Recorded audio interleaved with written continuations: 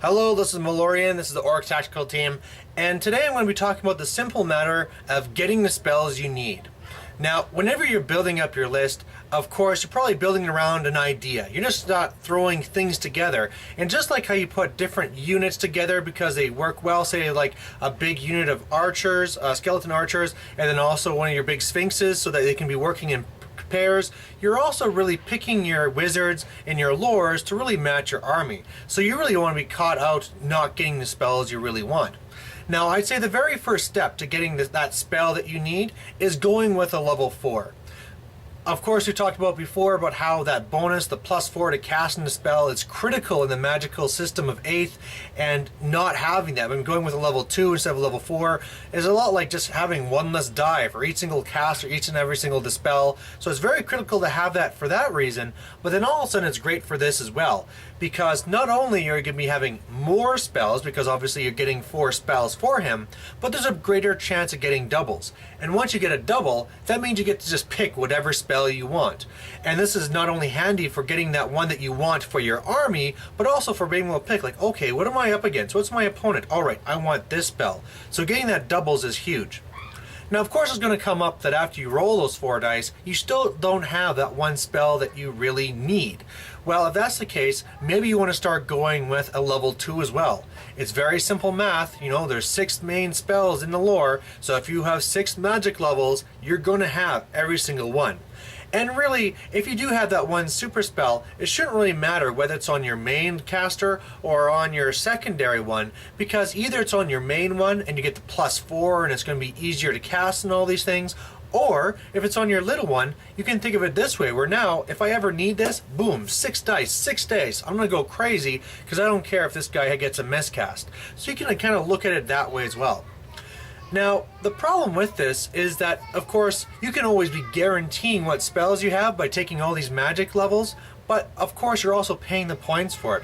You know, your level 4 is already fairly expensive.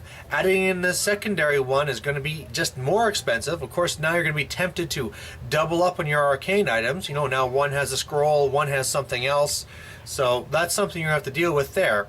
Although I should say right now that if you are going to be doing this, maybe you want to have the earthing rod on your main one and have the dispel scroll on your secondary, so that if you are going all crazy dice 6, then he can be avoiding the miscasts.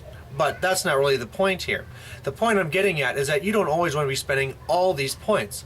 And so what's really the solution? What's really the most cost-effective way to be getting this spell that you really need? Well, I'd say it is just the level 4, because that little risk of not getting it might be very easy to handle. And the second thing you want to think of is that, do I really want to have an army that needs this one spell? And what you should be really doing when you're looking at a lore and what you're going to be taking is that if there's a lore where there's only one spell that's really the one that you want, it's probably not the one that you want to have for your army, because you don't want to take that chance for the one game you don't get it and then you're screwed. So you should be already thinking in your mind, looking at the lore, is that, okay, if I don't get this spell, what will I do? If I don't get this spell, what will I do? And it's really good to have these things thought out before the game happens, because this will really affect the way that you're going to be playing. It could be that if all of a sudden, if I don't have Flesh to Stone, alright, I'm going to be playing more offensive this time. Oh, I didn't get the Withering or something. Again, I have to be playing different. I didn't get Purple Sun. I got to be playing this different. So be thinking about that in your mind when you're designing your army, designing the lore that goes with them. Already start thinking about not getting those. So that's really it. The other thing I want to talk about that's a real big pitfall that people fall for is the cards. Of course, now we have these beautiful decks where it's the nice little cards just for your lore, and they're right there for quick reference. One of the little fallbacks I see people doing, though, is that when they have those decks, they'll just say, okay, shuffle, shuffle, 1, 2, 3, 4, those are my spells. It's very easy, very simple, but what they're not realizing is they're actually giving themselves a disadvantage. Now, the reason why just taking those spell cards is a disadvantage is because you're just automatically getting 4 spells.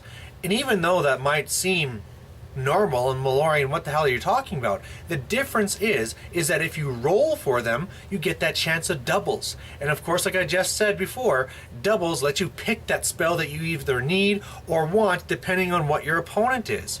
So really look at yourself. If you've fallen for that trick, maybe stop doing that. If it's something you're just doing out of convenience, like I don't care what spells I get, I'll just pick 4 or whatever, good for you. Maybe now you're on that next stage where you're going to be kind of changing your strategy to whatever your spells are. But that's just another thing you can do. If this is a very competitive tournament setting and you really want to make sure in this game that you get that Pit of Shades because you want to kill that Slan, for God's sakes, don't just pick your cards, make sure to roll for them. So there you go, some very simple and easy tips, and hopefully got something to take away from it. Thanks, bye.